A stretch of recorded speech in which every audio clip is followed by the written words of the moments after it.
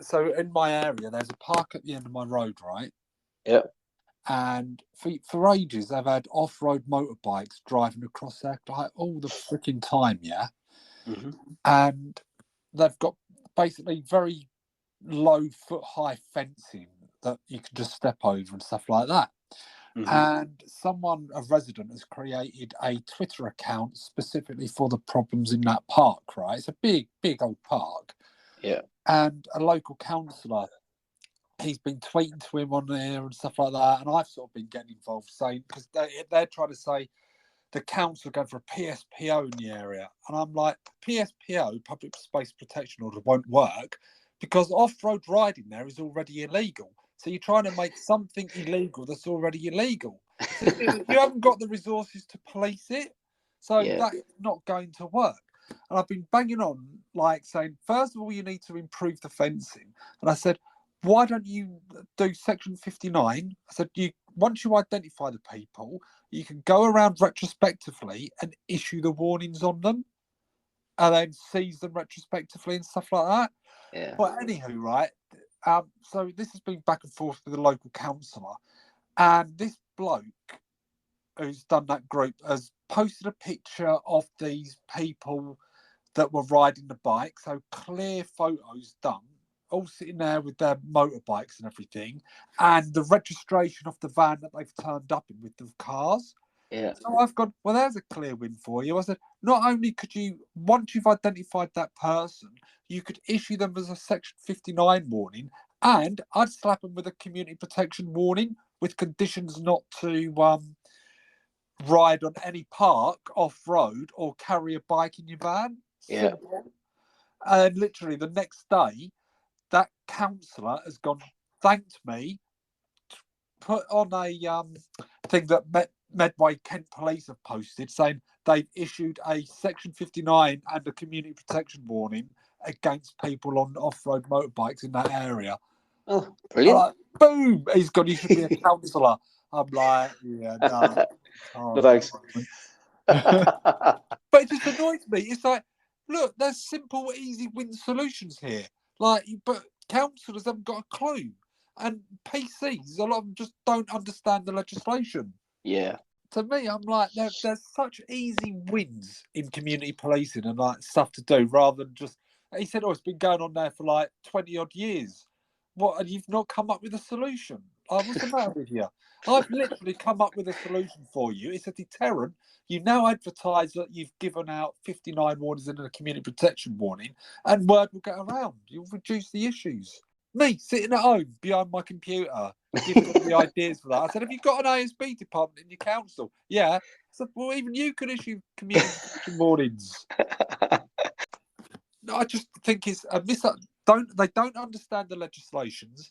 The council think that, oh, we'll just deem that area as a public space protection order, which makes all this illegal. Not realising, well, they'll just ignore that. If they're ignoring already the law, they'll just ignore that. And you're not able to enforce people on bikes by catching them, because otherwise you would have enforced it already. I just think it's a lack of knowledge around the law and a lack of, like, they don't understand how policing works. Yeah. It's just like, it's easy wins. But I'll keep you up to date if this continues at the moment, because right now we've currently got travellers have set up camp on there for the last week. So, oh, Jesus. And it goes back to my point of improve the fencing. So all they've got to do is go to court and get, I think, a Section 61 order from the magistrates in order to evict them off the land. Now, around here, it takes them ages to do that. But funnily enough, you know the shopping centre Bluewater? Yeah. They had a load of travellers turn up into their car parks like the other week or a few days ago. Oh, they got removed literally like the next day. So obviously, oh my God, we're losing a lot of money here. So they'll jump on it. Where here they don't like really seem to have that urgency. Oh, yeah. Up. Well, it sounds like you're helping solutions. Them. Yeah. As soon as you provide a solution, they're like, "Oh, that's a good idea. We'll do that." And the stupid thing, the cost of building proper fencing and probably putting boulders around the edging or hedgerows, or like hedging around there, natural defences. And it will cost them, I would have thought, about £300 a pop to go to the magistrates each time they need to get travellers evicted from there. Yeah. I just don't think they see the bigger picture. Yeah. I should go work from. They'll offer you a apply for job it. soon. Offer you a job. You're gonna have to negotiate the cost though, so you're worth a lot more than whatever they're offering. And I'll make them pay. I will make them pay to have me. Yeah. You want me, you better pay me good. Oh, well On done, a Kev. positive note. Good skills. Right, what we're going to discuss today? I thought Haven't even planned. I thought we were going to talk about Atlantis and whatnot, and ancient civilization. Ah, yes. That old chestnut. Yes. All right, I'll do the thing then. Welcome. I'm Steve. I'm Kevin. And today we're going to talk about Atlantis. Now, I did a little bit of research on this a while ago, but there's been a lot more kind of information come out about it since. So I suspect my bit of research is a little bit old. I don't know. Your research is normally pretty good. Well, we could. Well, I'll give a little bit background first. So the myth of Atlantis was created by the Greek philosopher in about 400 BC, and it kind of gives a view of like a paradise lost, and then I don't know how often it was talked about since then, but like picture this, Kev. Picture this, right? A city, beautiful city, inhabited by a seafaring civilization here with advanced engineering skills, monumental architecture, and a glittering capital. But then the people become materialistic and corrupt, and then suddenly, this is according to Plato, the stars shift and the sun rises from a different direction. Suddenly, volcanic eruptions spew torrents of lava, and there's earthquakes tearing the ground apart, and then the city is submerged, wiping the land off the world's maps forever. Oh, so my God. Cataclysmic. And since then, that they've talked about this city of Atlantis, a lost civilization that were a lot more advanced than any other humans at the time around the world. And many have investigated it in the past, trying to connect sort of modern scientific discoveries to ancient manuscripts and maps and myths, and then this, I suppose I think a lot of explorers have tried to sort of have had theories of where Atlantis could have been buried beneath the ice of Antarctica. Seems to be a bit of a consensus of where it might have been. That's interesting. That could be our society today. Our society has a massive catastrophe. We're all kind of like corruption within society, i.e. the government. And then we have a natural disaster that wipes it all out. Yeah. History repeats. Yeah. But yeah, I know that Plato, he didn't create the myth of Atlantis, but he got the information from Atlantis from older records and an older source. So he just brought it to popular view back then. So I think it was. I'd put a disclaimer out there. I'm not an archaeologist. I'm not a scientist. So most of my stuff is what I've found interesting on YouTube or in a couple of books I've read. But there was a group of priests that held some old records, and it spoke of an ancient civilization, and how obviously there was a big disaster and it all crumbled and collapsed. I think Plato came up with the name Atlantis, so I think he might have actually come up with that name. But it is I've been fascinated by this kind of idea of Atlantis since like the 90s. So I actually met twice I've met him, Graham Hancock, Yes. the guy that's done the recent Netflix documentary. So I met him at a couple of book signings that he did, but he did like lectures at the book signings to, generate the popularity of his ideas. And he was originally working with Robert Bauval when I first met him, who was talking about like the pyramids seem to have a lot more about them than what you believe, and it was talking about how the pyramids, the way they're built, they seem to point to a date of 10,500 years ago. Yeah. Now, there's a lot of stuff that seems to be out there about a massive worldwide catastrophe that occurred 10,500 years ago. And I believe that could be the point at which Atlantis was lost. And there were ideas that there were these survivors of this advanced civilization that have managed to go out there and start re-educating the world to try and bring back civilization again. There's a lot of different legends that talk about these people that come from across the sea and teach things to these primitive populations. I think the Incans, their one was called Viracocha, and it was described a white man that came from across the seas, taught them different skills and scientific methods, and then went back across the sea. So you're talking about a seafaring society that went around the world, and this myth goes around to various points of civilizations around the world. There's always, they came across the ocean and they're educated.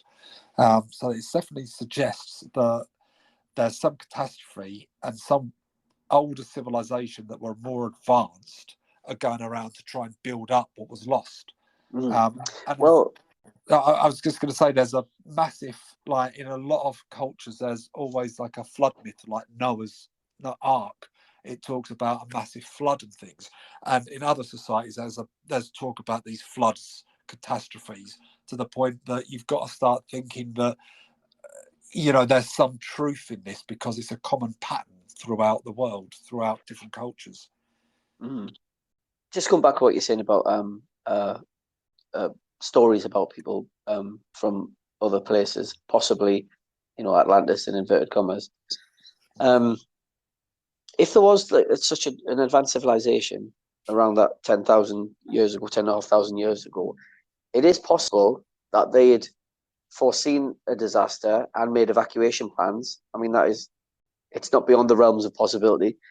And but even if it didn't, even if these people didn't see that there's a disaster coming, it is still possible that they survived anyway, escaped to higher ground before the waves engulfed the land. And there are, I mean, I think people say there are all kinds of places that they could have escaped to, like it's Titicaca, in the central, was it central? Oh, is it the Andes, isn't it? And the highlands of Thailand and Ethiopia. So there are places where, and these are places where the earliest forms of agriculture just sort of suddenly developed. And they say that was around 9,600 BC. Yeah. And I think that's what the evidence is there, isn't it, to support what what's his name again? Ian Fleming.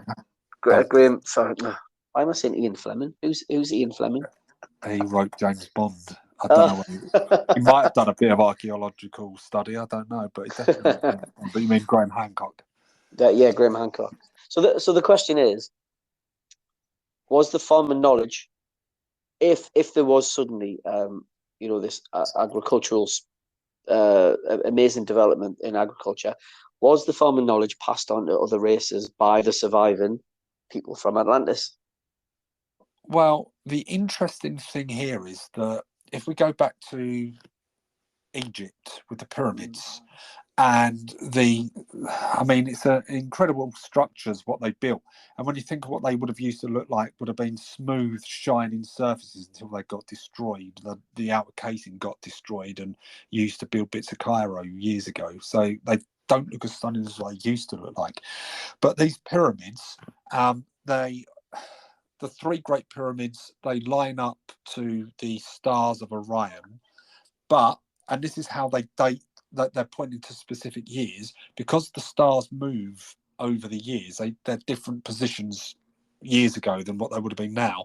They would have aligned perfectly up with Orion, the belt of Orion, in like 10,500 years ago. So it's pointing to that. Now, just by the Great Pyramids, and I've actually been to the Cairo, and I've been inside one of the Great Pyramids as well, and I've been to the Sphinx. But so just by the pyramids, you've got the Sphinx there as well. And what they found is that the Sphinx, they think is older than the pyramids, because they looked at water erosion that's been caused on the rocks. Now, it's the water erosion they're looking at is heavy rainfall that's corroded the rocks and things, or even flowing water. So they're looking at a time in Egypt when that would have happened, would have been over 10,500 years ago. And then I'm coming to how that links into Atlantis. So there was this is getting a bit supernatural now, but have you ever heard of the name Edgar Casey? No. Head case. But Edgar Casey, he was a psychic like 200 odd years ago, I think. I can't remember the exact date. And he gave a lot of like predictions and things and about Atlantis. And he came up with like the ideas of Atlantis and stuff as well. And he said that there are a haul of records with all the records that are from Atlantis, all the secrets were hidden in a chamber underneath the Sphinx. So we jump forward to like I think it was the 1990s, and they started to do some investigations into the Sphinx, this American company. Now, there's a head of Egyptian antiquities, Zoe Howes, I think his name is. He's very strict on what is said about or done within Egypt, to the point that he's actually banned Graham Hancock from going there because of his ideas. Now, an American company, they were doing some studies on the Sphinx, and they did some scans, I think, like seismic scans or something like that, where they've seen that there are chambers underneath the Sphinx, like a lot of huge, big chambers. And they believe that there is actually a doorway and a tunnel that leads down to them. So that sort of leads to the idea of what went back to the psychic was saying there's hidden chambers underneath the Sphinx. And clearly in like the 90s, this American scientific group, have found like there are actual tunnels under there. So that group got banned by this Egyptian Zoe Hawaz, and like he banned them from doing any more study on it. And then he's then released a trailer of him standing by what is obviously an entrance down into a tunnel, stating that he's standing at a secret passage to the Sphinx, leading underneath the Sphinx to chambers that have never been opened, never been looked at before. And he said not even Indiana Jones has seen inside any of this. So you're like, oh my God, right? So yeah, we are going to go under and we're going to look what's hidden under the Sphinx. All of a sudden, stop doing that. They abandoned it all, and then he denied that there's anything under the Sphinx. What? So what the hell did he find under there that he wants to keep secret from everyone and will not allow anybody to go back and have a look? This is weird. It's crazy. It makes you think like, oh my God, we've actually found all these hidden records. It changes reality as we know it. Yeah. I mean, I think Graham Hancock says this about some archaeologists who are so set in their ways and they out of I don't know whether it's embarrassment or what, but they don't want to consider anything else apart from what is has been the consensus. Things like where there have been structures built which are clearly dated well before that sort of 10,000 BC. They just kind of ignore them as an anomaly for now. But now that more and more other theories are starting to come out and make sense that there was this cataclysmic event, which kind of knocked a more advanced society back, or almost completely destroyed it. They're unwilling to even contemplate it, or even discuss it. Bit of Well, a strange one. This sort of thing freaks me out as well. But Nikola Tesla, Mm-hmm. he had the idea that you could draw free energy from the universe, and he created the Tesla Tower. And it was the idea it would draw energy out of the atmosphere and then redistribute it.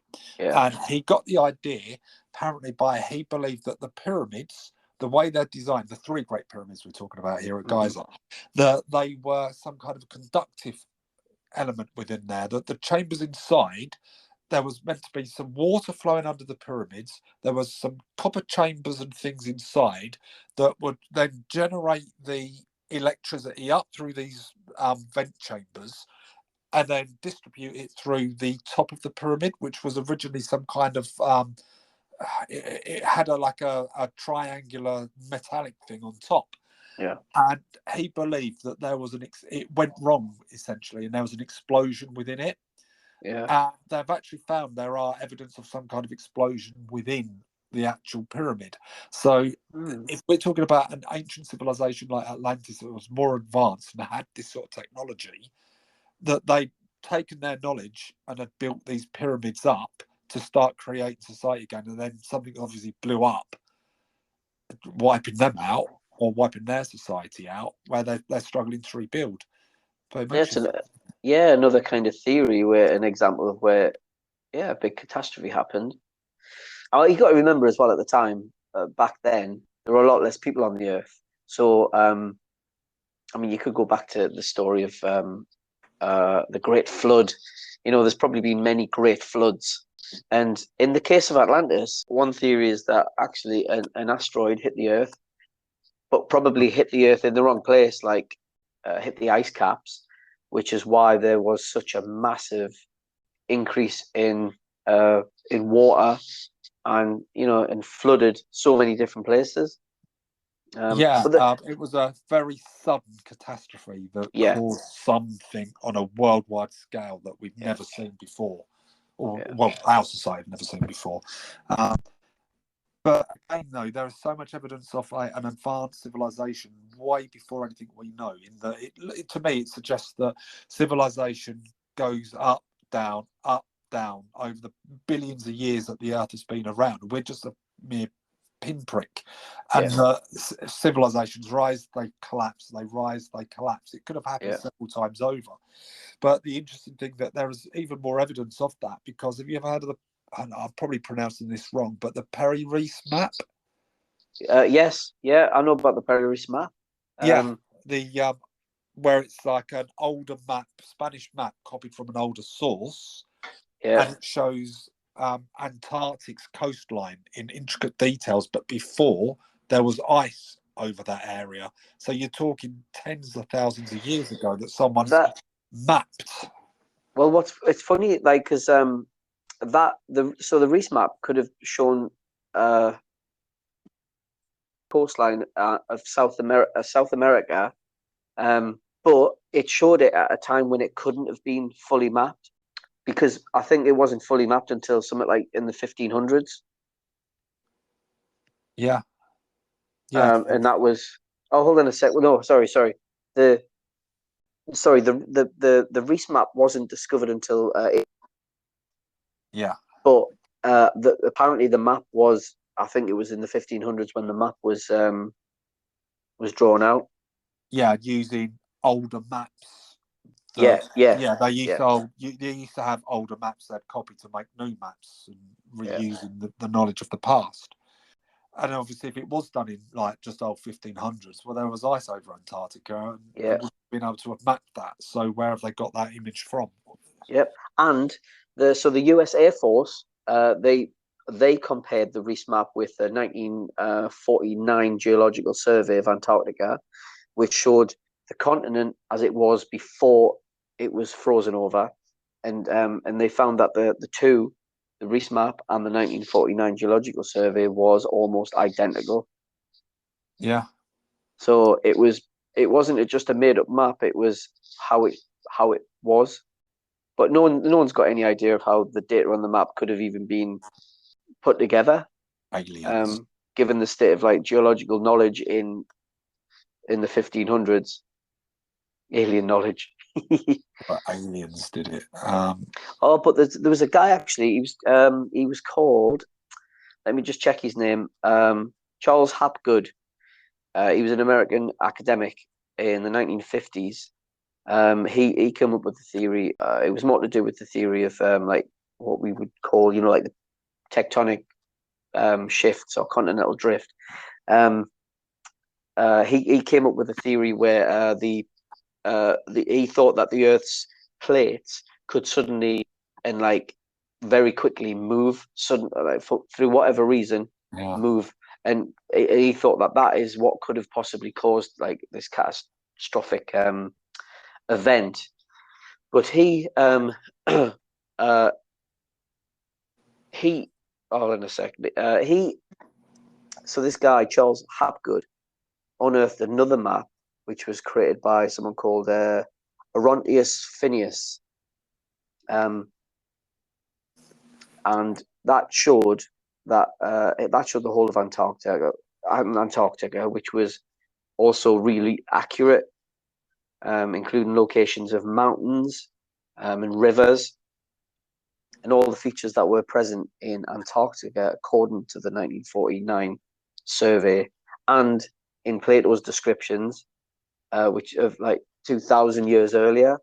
Now, the original charts on which the maps were based must have been drawn up by people who had attained like a level of technological sophistication which everybody previously thought could have only been fully achieved by man in this century, well, in the 19th century. So in order for this civilization to develop, it must have been in a continent with a temperature, with a temperate climate that could support a growing population. So what they're saying is, if you shift Antarctica north of the Antarctic Circle, apparently the land could have easily supported a seafaring civilization at the time. Yeah. It's interesting. And the thing is as well, if you think, Atlantis sank or whatever and got destroyed, but if it was a seafaring civilization, they would have had people all over the world. So maybe some pockets of that civilization survived because they weren't on Atlantis when it was destroyed. Yeah. And small pockets of survivors have then done their best to try and. So most of that, imagine that like our whole civilization got wiped out except for one small island of people that, we've got to try and help out, but they'll never build those great big cities again because they've lost most of their people and the skills. So all they can do is teach whatever they can of the knowledge they have. But yeah, they seem to also, these ancient civilizations have a lot of understanding about the stars, astronomy, and alignments and things. And this is where it gets really weird. The fact that there are like the pyramids, they make it line up to a certain date. And there's various other structures around the world where they line up to that same date via star alignments of structures, even to the point there was one, I think it was in Turkey, where they build a temple with a doorway there, and then they build another temple with a doorway there, and it's like hickory-pickory temples all over the place. They're like, why have they done that? It's because they kept moving them to keep alignment with like the sun and stuff like that. Yeah. To show, look, this is like where it's got to align to. And then you look at like the symbols and the other bits within there lining up to, again, they keep trying to highlight the certain date that they all align to, almost to the fact that they're warning us, sending a message to the future generations, like, look at this date, as if they're trying to warn us. And a lot of the civilizations, you said about the asteroid, there's a lot of civilizations. It's in that Ancient Civilizations or Ancient Apocalypse Netflix documentary by Graham Hancock. They describe a serpent coming from the sky. And when you see the depiction of a serpent with a big tail and that, it's like an asteroid with a tail coming out of it. That's it. Yeah, I mean that's exactly how I would see it as well. As soon as you hear big serpent in the sky. Yeah, and it's like sort of Yeah, because we know so much more now. We would see that in the sky and think it's clearly an asteroid, right? But Yeah. back in the day, that isn't something that they would have had great knowledge of. And you see a big burning thing in the sky, you think, oh, it looks like a dragon Yeah. Or the sky's falling and stuff like or that. a Yeah. snake, or yeah, exactly. Yeah. I mean, maybe the more advanced civilizations knew exactly what it was, but all the younger civilizations that aren't as advanced, they would just see this thing as a dragon coming down. Yeah, I mean, it makes sense to me. Like, I mean, right now we live in a world where we've got instant access to information across like the whole of the world. We know what's going on. In fact, the world to us feels small Yeah. because we can instantly find out what's happening in Japan or South America or across the whole of the world. Actually, the world's massive, Yeah. and and it would have been felt even more so back then because there were less people, less groups of sort of civilization, and you could easily have a civilization living somewhere that is way, way, way more advanced than other civilizations. In fact, even today, I think we've got tribes living in jungles and stuff that have no knowledge of what goes on outside, no knowledge of the modern world anyway. Yeah. Um, and I think there's a story of one of them that is, there's probably a few of them, but I think there's a protected tribe. You're not actually allowed to go to wherever it is. I'd have to find out where that is now, but there's definitely a story about modern humans are not allowed to go to a certain area because there is a tribe there that do not have knowledge of us, and Maybe they want to protect them. maybe it's like the ancient civilizations that were more advanced had like a prime directive of like Star Trek, like you're not allowed to like interfere with their own development. Yeah, definitely. Yeah, you're a lot more isolated back then. You didn't Yeah, if you just jump on a plane or go places. You, yeah, you probably like maybe hear rumors of this ancient place where the gods live, and that's how god myths come about. Or you see this great big ship sailing through the waters. You think, oh my god, the gods are coming. yeah. Or you So think it's a huge giant squid, yeah, or you know what I mean. You would compare it to something that you know about, out. and probably make it into a terrifying beast or something because if you've never seen a ship before. And the interesting thing that they're saying is that, oh well, where is the evidence of all this technology and all that sort of stuff? And I'm like, we've only explored maybe 2%, I think it is, of what's under the ocean. Well, So there are exactly. depths under the ocean that we don't know. So if there was like, there could be whole cities hidden away in the depths of the ocean, we wouldn't know. Yeah. Oh well, definitely. I mean, the recent thing with the billionaires that got that unfortunately died Oh uh, yeah, panic thing. going down to the Titanic. We couldn't even find them. Yeah, So if we can't find them in an area where we kind of know where they are, we know that in this area. If we can't even do that, then yeah, there's got to be so many places under the water that completely undiscovered. even apparently the jungles have Yeah, got yeah, vast areas where you just can't see because they're so vast. yeah, There could be all sorts of hidden away, but it's almost like that people don't want to go looking to uncover this stuff. And my thought is that maybe if you realise that there's been countless advanced civilizations before us, it makes us feel very mortal. That well, we could end up as a distant memory like these other civilizations. We could be gone tomorrow, and then it yeah. could Or restart again in a great yeah, reset. I think that's a really good point, right? But also, I was thinking that maybe we've got a god complex. We think we are the best. We think Yeah, that we live the right way. We think that we are the most advanced. I mean, probably when we talk about advanced civilizations, over 10,000.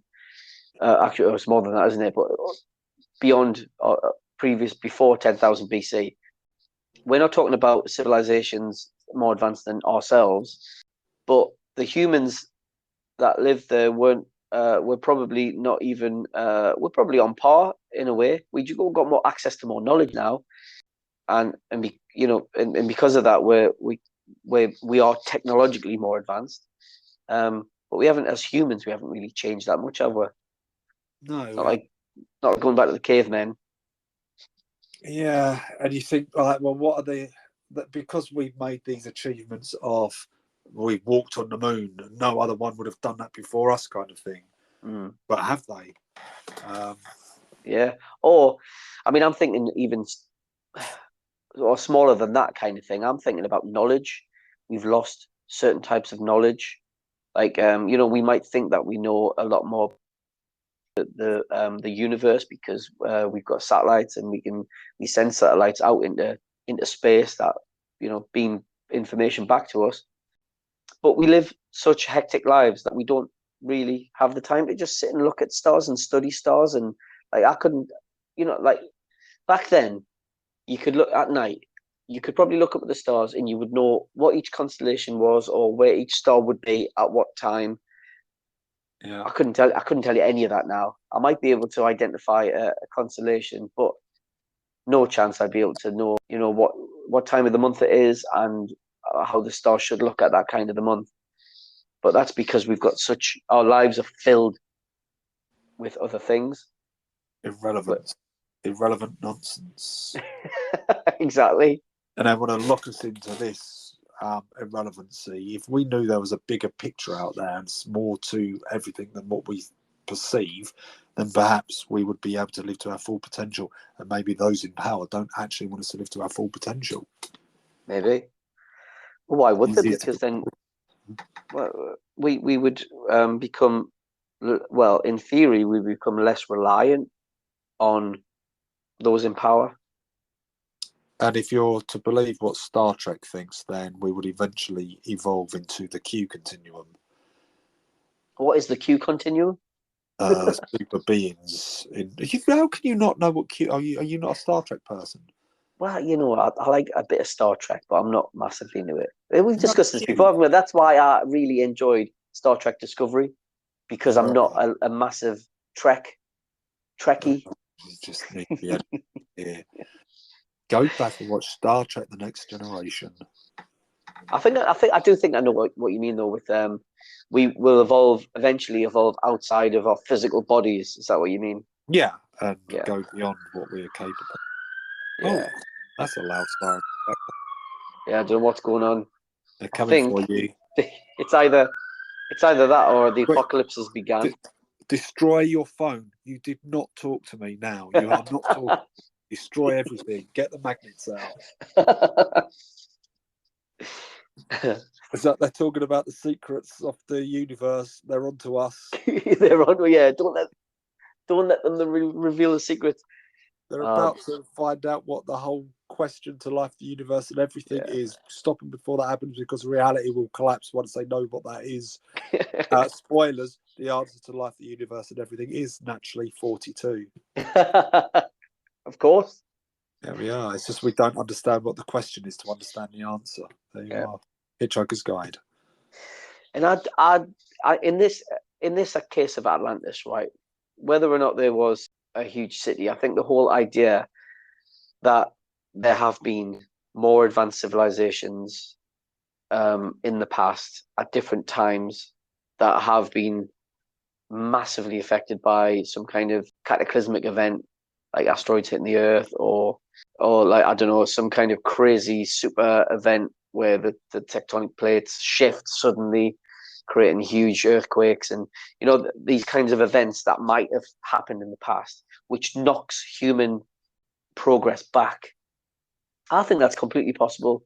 If anybody completely denied that is not possible, it just doesn't make sense to me that you're very closed-minded if you don't at least agree that it's not outside the realms of possibility. What if the those who really control everything plant all this little stuff in the past to make us think that there was a big catastrophe that happened, to make us fear that it might happen again, because people in fear are easier to control? So you mean that do you mean that the whole of history is not actually real? Yeah, it's just been made up that they've created. are we talking about like even recent history, as in maybe the last, say, the last, or actually, let's just say the last 100 years is a true account of history, or anything before that they could just make up. Yeah, I mean, I take it on what I read on someone else's words of what happened before I was born. Mm. I'm just born into this system, so I know I've got to believe that history, recent history, is how it actually happened. Yeah. But whatever, if you go back even to history that's happened like a week ago, it's still written with a certain bias on it to whoever's reporting that.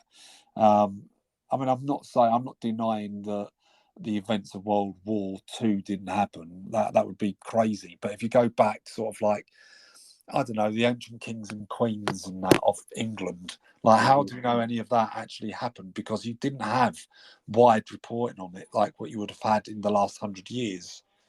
Yeah, and you could go back even further. You could look at things like the Bible, and see that there's been so many not rewrites of it, but changes. Or they are rewrites really, but little changes here and there. Updates. Bible version 1.2. Updates. I did actually. It would this actually again, right? But years ago, I had an app which has different versions of the Bible on it, and I was chatting about a really similar kind of thing with someone, and I said, and I was like, let's have a look to see if what the differences are like between one version of the Bible and another. So I looked at is it the King James Bible, and then a previous or a newer one, and anyway, I just picked up. It was really random, right? I went into Revelations, of course. Oh, that's so the Book of Revelation, and there was a part, right? In one version, in an older version, it said something like, "Please don't quote us on this. This is just me trying to remember exactly what it was. I haven't got it in front of us, so I can't read it properly." But it said something like, "And God, comma, who is the creator of all, said," and then he said something, right? So the sentence is God, a little descriptor, and then what he said. When I looked in the new version of exactly the same part, it said, God said, I am the creator of all, blah, blah, blah. And I was like, what? That's wrong. Yeah. You've changed. That is, because that fundamentally changes the whole the thing. Like this, in one version, it's describing who God is. In the other version, it's saying that God said he is the creator of all. So, like, which is it? I mean, I'm likely to go back to the earlier versions of the Bible, but that was just one little example. I was really shocked, actually, surprised by that. It was just one example where something's been changed only a little bit, but it's actually a huge change when you're reading it. Yeah, and interesting you should bring the King James Bible up, but the whole witchcraft and witch hunt thing came from the verse in the Bible that goes something like, "Thou shalt not suffer a poisoner," and then the King James Bible changed the word poisoner to witch. "Thou shalt not suffer a witch." That creates the whole persecution of women with long grey hair. That's interesting. But does that, are the changes created, as I've heard, that for just change to align with the sign of the times sort of thing, or are there advances in how we understand old? How was it written in? I'm thinking Hebrew for some reason, but what was the original version of the Bible written in? Well, it depends. You've got the Old Testament, and then you've got the New Testament. Oh, yeah. Imagine that the Old Testament would be Hebrew, and the New Testament would be originally in I don't know. Yeah. Well, because what I'm thinking is that, has there been advances in understanding language at the time, so that when they do a rewrite, they understand that what they thought was meant, the word poisoner actually meant the word witch. You know what I mean? No, see, I think that King James had a paranoia of witches, and wanted to use that verse to, Ah. like, we can't go around killing witches. Well, yes, you can. It's in the Bible. Where does it say that in the Bible? There. Yeah. Well, you've just crossed out the word poisoner and written in pencil witch. But no, that's what it really meant. So kill all the witches. Yeah. So I think a lot of it is for control. Well, they dumped. That was the Council of Nice that they decided, right, this stays in the Bible, this goes from the Bible, and they basically got rid of anything that had Mary Magdalene in it, that was apparently meant to have been Jesus's wife, and they just scrapped. She had a whole book, and they just scrapped it all because we're not having that. We're not having that business. Heterosexual love within the Bible? No. Yeah, it's interesting, isn't it? Because when you think about how things are manipulated in today's society, like, for example, a pop star who has a girlfriend, but it's all hushed, so that because it's something that might negatively impact their fan base. Yeah. Or celebrities that go to the extent of getting married so that they can get the next movie job. You know what I mean? The more they're reported about in the news, the more their name is out there, you know, the better their chances of getting the next role. You know, it's stuff like that where you think, well, we live in a reality, right, that is kind of story-based, where it's all narratives, isn't it? Yeah. Like, the hard facts are kind of boring. So to appeal to anyone, you need to make up a story. It's crazy. Have a look at how gravity was discovered by Newton. He's sitting under a tree and an apple fell on his head and he's gone, oh, come on, that's a fable, isn't it? That didn't happen. Yeah, it's something he'd been working on for years and years and years, and But it's all really boring. Get this will. I like this little fact here. When did Newton discover gravity? What year? Oh, no idea. 1666, right? And 666. Now, what do you associate an apple with and a tree? Oh my God, the snake. There you go. The devil. There you go. And how much did the first Apple computer that was released in the 70s cost? No, don't say. $666. Is that real? Is that real? Really real? Fact check me. Google it. Google it now. Fact check me. It's funny because I had watched I'd done I'd been down a rabbit hole, and I'd watched, it was something. Oh, it was a Catholic priest who was an exorcist, and it was really interesting. Actually, he talked about exercise and demon, you know, some of these experiences, and one of the priests was talking about how he's come across people who have made deals with the devil, and they've ended up being possessed. Yeah. And they have to, apparently, you know, there's always been a bit of a mythology around heavy metal music and how people sell their soul to the devil. But then you've got the counter argument that you can't sell your soul to the devil. It's like ridiculous. But yeah, he says he's come across people who literally wanted something so much that they were willing to make a deal with the devil, and then they became really successful in whatever it was, and then but they lost their family and they became drug addicts, and in the end just ended up with a really sad life. Anyway, that's going off on one, really, wasn't it? I've forgotten the whole purpose of that, but He did go off. It was interesting. You want to tell me that you've sold your soul and well, regret nothing. it made us think, how much do you need to really want it, to be able to invite, if the devil exists, invite the devil to make your life better?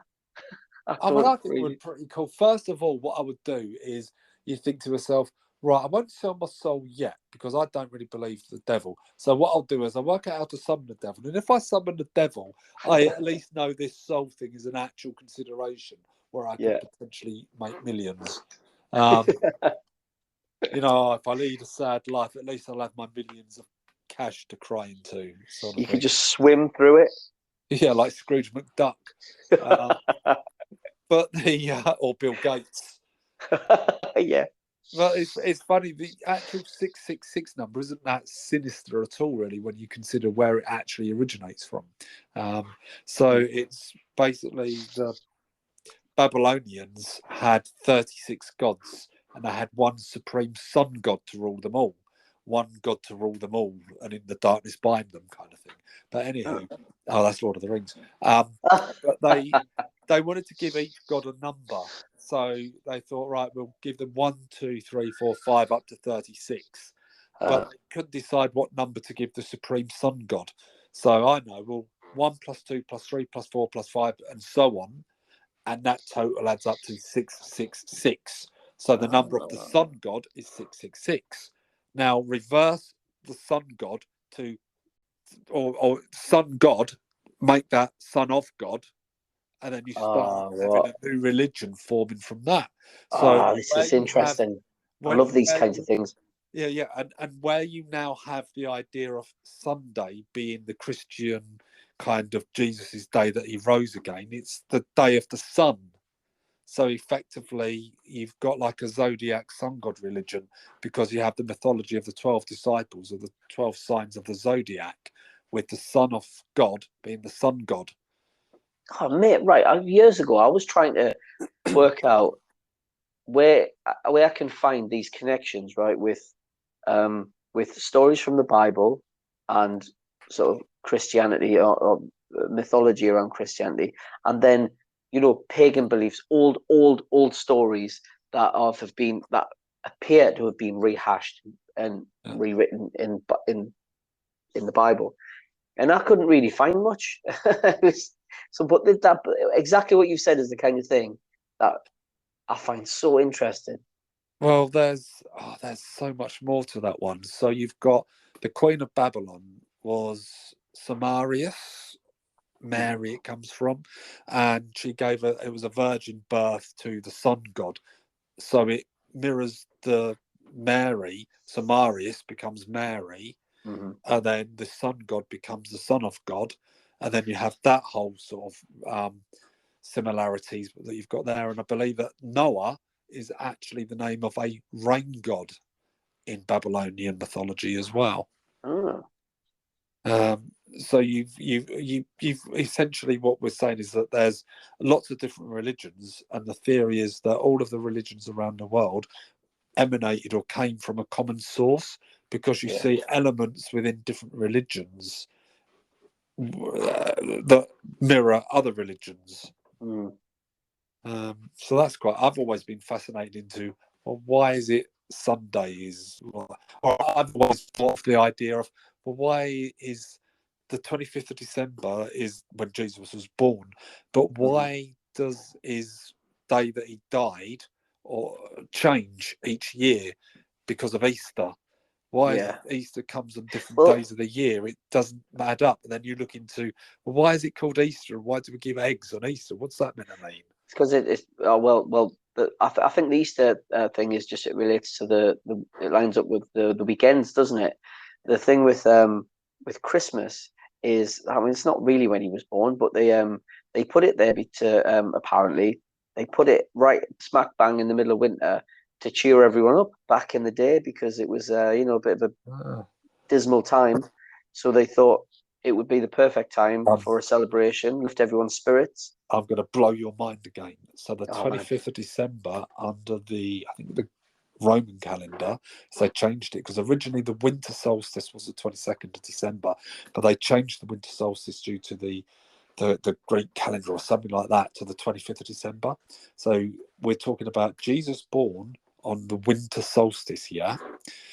Easter, it's where you get the word estrogen from, because there was the pagan god of fertility was called Easter.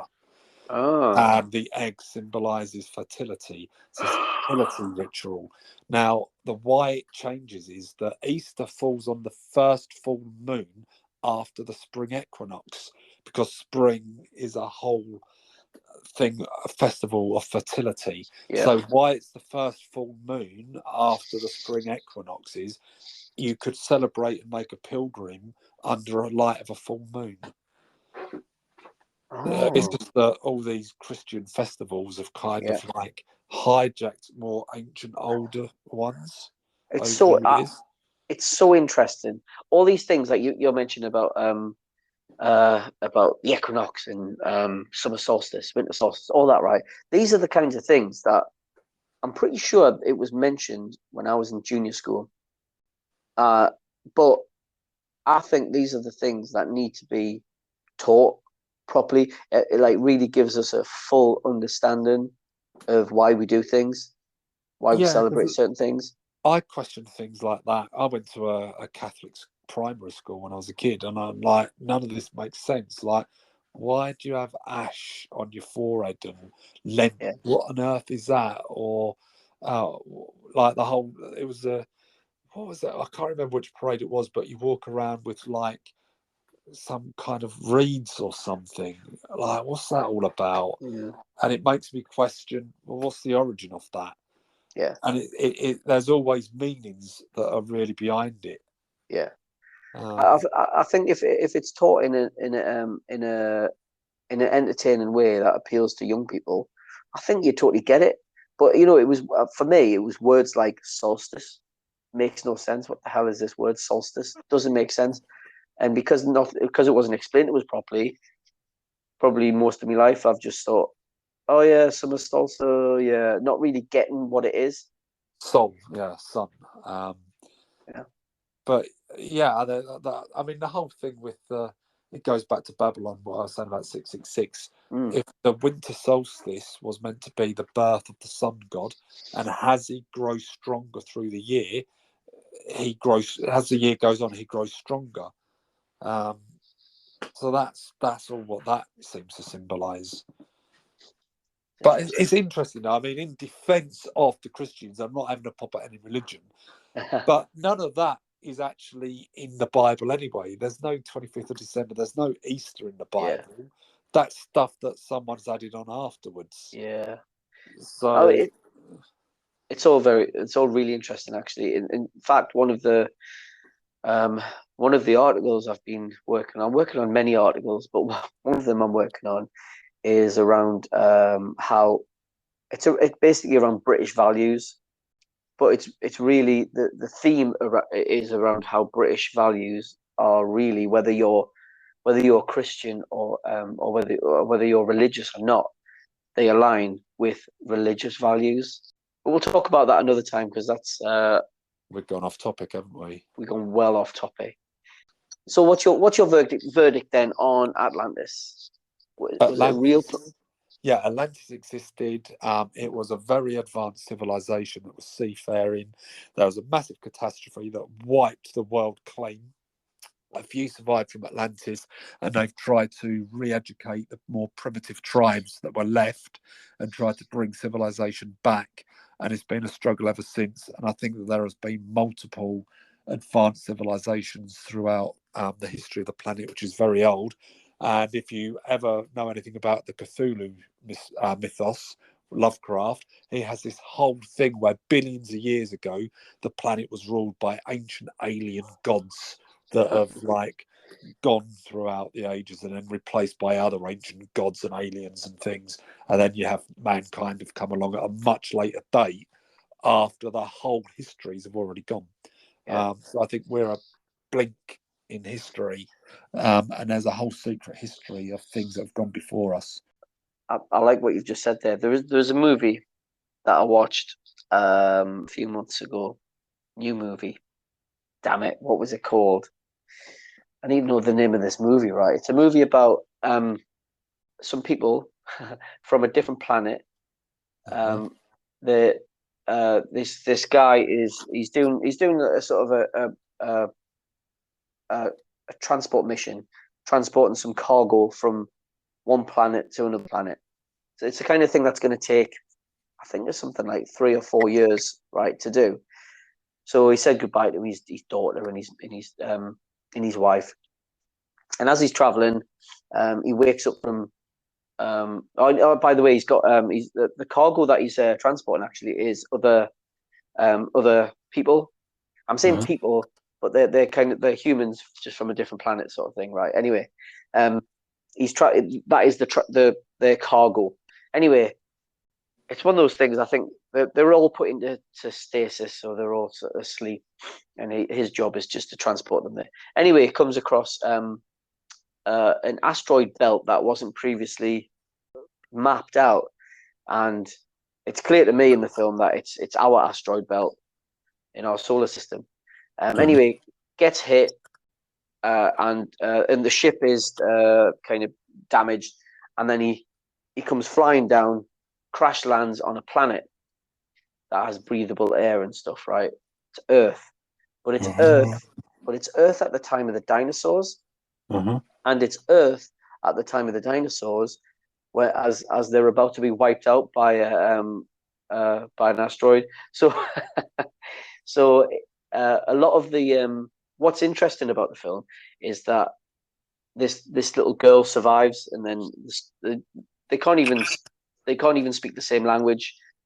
So the whole dynamic is quite interesting, and the rest of the people die. So that there's like, you know, their little pods fell out, smashed, and but what's interesting about it is it doesn't explicitly say this or anything, but you get the gist that the human or the DNA is now on the planet. They've landed in the swamps. Do you know what I mean? So for me, I mean, the film's quite good. It's not an amazing film. It's pretty good, but yeah, the really interesting bit for me was that these people crashed, landed, they died because the pods got smashed. Their bodies landed in the gloop in the swamps, and then at the same time, the Earth gets hit by asteroids, and it's the end of the dinosaurs, the end of the era of the dinosaurs, and that human DNA was left over in the swamps to then develop into humans. That was that was the really. It's funny as well because it didn't really focus on that. The film didn't focus on it, but it was clear that's what had happened. And yeah, I just found the whole thing really interesting, and that whole idea that there have been advanced civilizations before us. I'm not 100% clear or convinced, right, that there were civilizations that were as advanced as us, but that whole idea that, you know, aliens from a different planet could have been so much more advanced than us, and their DNA, you know, helped evolve us. I mean, that's quite plausible, I think. Yeah, you have to get me the name of that film. That actually sounds quite good. Damn it! Hold on, I need to search for this movie. I'm like currently binging Breaking Bad at the moment. I've never watched it before, but I've like done 3 series of it in like 2 weeks. God, that is binging it. Yeah, so I'm going to need something else to watch because I've also been binging old episodes of Grange Hill as well. Things are desperate. Desperate times. Yeah. Kev, what you need to do is watch Insidious, all the Insidious films, because next month the new Insidious film is out. Oh, I didn't know there was another new one. I think it's called The Red Door, the new one. I can't remember Insidious 3, so I'm halfway through Insidious 2. I'm catching up on it, but I love those films. I think they're some of the best films of that kind of horror genre. Certainly jumpy. Yeah.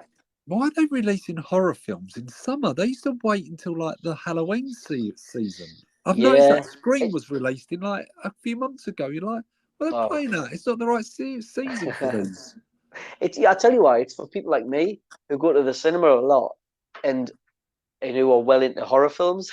you need your fix all year round. Yeah, but it used to be like your summer blockbusters would be like your like big old epic type stuff, and then like all your horror type good stuff would be in the later part of the year. Yeah, they're running out of ideas, though, aren't they? Yeah. Oh, definitely. On that subject, tonight I'm going to see the new Indiana Jones. I've heard it's awful. I'm about to find out. I'm boycotting it. But that's another topic entirely. I've already know what it's about. I've seen the spoilers, so I won't ruin it for you. Yeah. But apparently, Phoebe Waller-Bridge is meant to be really annoying in it, and sort of it's really about her rather than Indy. Okay. Oh. There's only 3 Indiana Jones films. Yeah, in your eyes, I didn't mind the Crystal Skull. What, even the swinging through the trees like Tarzan with the monkeys? Come on, over CGI. Harrison Ford was too old for it back 15 years ago. How's he going to do it now? It's ridiculous. What's he playing at? I'll give you the verdict. Yeah. Oh, Hang on. You like the new Matrix film, though. That was horse rubbish. Horse dung. Can we swear? Oh, yeah. I quite liked it, yeah. Yeah, you can swear. It was horse shit. It was awful. Made no sense. It was. I found it all right. 65. Oh. That was it. 65. So the movie I was talking about is called 65. And because I think 65. I'm saying I think, and I'm saying obviously, but it represents 65 million years ago, doesn't it? And where can we watch this? Right now, I mean, it's only if you look at the IMDb, it's only 2.5 stars out of 5. But you can get it. That's what I said. You like rubbish films. Yeah, I know. It's just the storyline not spot on. Apparently, they had a lot of problems making the film as well, and it was put on hold and all sorts. That I think they changed direction and what they wanted to do with it, and I think it was because of lockdowns and stuff. So it could have been a better film than it is, but I would still recommend, worth a watch if you're into watching any film. You know they've already done that idea in Battlestar Galactica, though, don't you? Having Battlestar Galactica already covered. It's like the Simpsons for sci-fi, isn't it? Yeah, already did it. Simpsons did it. There are no new ideas out there. On a separate note, I saw the new Spider-Verse movie, which is actually a part 1 of 2 films. But I'm not right. So I'm not really massively into Marvel. I don't really like Avengers and all that kind of stuff. Oh, I hate Marvel. I do watch it, but I don't love it. But the Spider-Verse movies are absolutely brilliant, and the new one is excellent. And I think it's more to do with the art, really. But the storyline's pretty good. Characters are all pretty good. They're all Spider-Man, but definitely, I would recommend it. Definitely. I will check it out. That's on Steve's recommendations. Yes. There should be a new category in the podcast. Steve recommends. Movie recommendations. I can tell you what movies I've seen this week and then tell you if they're any good or not. But I don't trust your opinion, though. We'll have to see what the audience think. I don't. Matrix, the new Matrix was great. I don't think anyone should take my opinion seriously. Okay, I know we're coming to the end of the podcast, but quickly on the Matrix, the thing that I couldn't get past is that Keanu Reeves' character Neo, he was a games developer that had created a series of games called The Matrix, right? Yeah. Fine. But then he meets Trinity and says, "You're the girl from my game," and stuff like that. And you think, well, what exactly was this game? What was it like? That was a real life kind of virtual reality thing, or what is it? Why didn't they say he's a writer of a series of films called The Matrix and you look like the actress that plays Trinity in my Matrix films? It would have been more meta. Yeah, why did they make it I actually thought they were going that way, right? But it was because The Matrix had made him forget. Yeah, and, but why didn't they make him an actor that was just playing a part in these Matrix films? And the whole idea is, they're going to try and make a new Matrix sequel? Because the idea of a computer game, how's that work? Because they don't actually describe, what is it, a GTA type Grand Theft Auto experience? Is it a virtual reality experience? How's the game work? I don't know. You don't see any clips of the game or anything. But that's the thing with The Matrix, though, because I'd also read that the maker, I've forgotten her name now. Wachowski brothers, wasn't it? Yeah. Well, they'd they had been told to make a new Matrix movie, and is it Universal? I think it might be Universal, but they'd been told to make this new Matrix movie, and they said we don't want to make a new Matrix movie. So they said, well, if you don't, someone else will. So they were forced to make a new Matrix movie. So they filled it with all kinds of messages that are against the movie industry, and you know what I mean. It is one of those films where you could heavily criticize it.